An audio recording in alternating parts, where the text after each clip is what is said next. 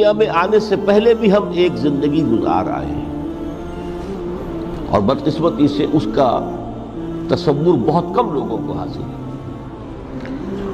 اور عہد حاضر کے جو ریشنلسٹ قسم کے عقلیت زدہ میں کہتا ہوں انہیں، یا عقلیت گزیدہ، عقلیت سے ڈسے ہوئے لوگ، وہ ان چیزوں سے اباع کرتے ہیں، دور بھاگتے ہیں۔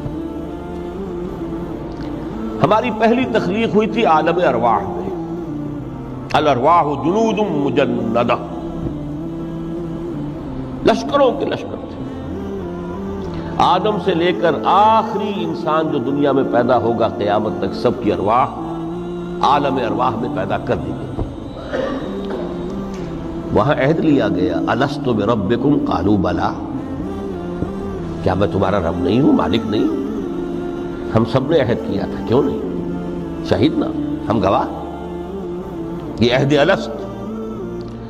اور ظاہر بات ہے کہ عہد جو ہوتا ہے، جب تک انسان کو اپنی ذات کا شعور نہ ہو، خود شعوری نہ ہو۔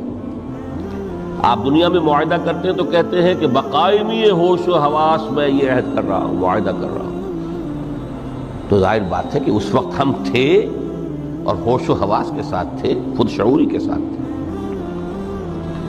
لیکن صرف ارواح تھی، جسد نہیں تھی۔